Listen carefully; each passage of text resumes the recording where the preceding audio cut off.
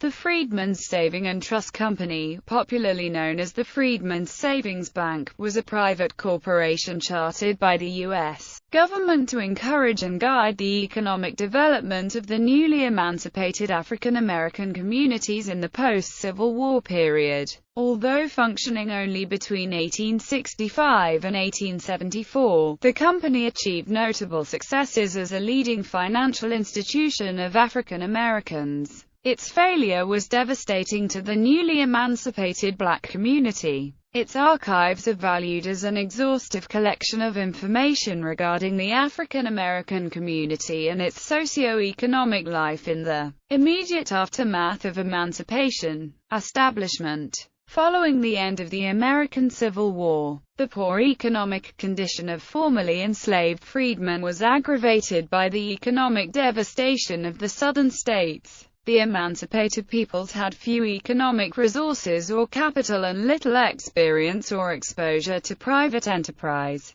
Many soon fell into sharecropping and forced labor in the South.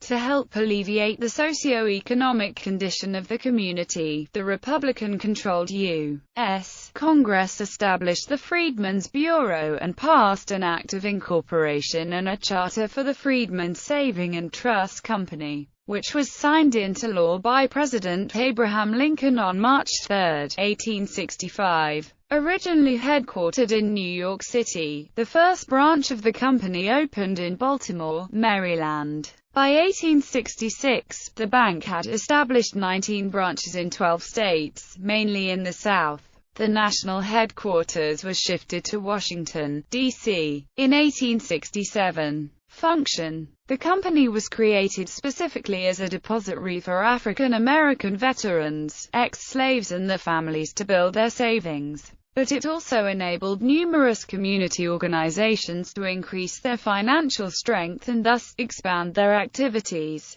The company attracted a large number of societies, churches, charities and other private organizations that opened accounts and established trusts with the company. With the assistance of the company, numerous hospitals, schools and institutions such as the St. Elizabeth Home for Colored Children and the St. Francis Xavier Church's Orphanage Society were established. Noted community leaders and civil rights activists formed the management of several trusts and held other important positions in the bank. A large number of African American soldiers and veterans of the Civil War held savings accounts in the banks. The management of their funds was organized through an allotment system supervised by the officers of the respective army regiments. Failure. A series of increasingly speculative investments brought the bank into debt, and the decision to create a new building in Washington, D.C., added to its financial troubles. One example was the Seneca Sandstone Company, owner of the Seneca Quarry, which had taken out unsecured loans from the bank, thanks to Henry D. Cook.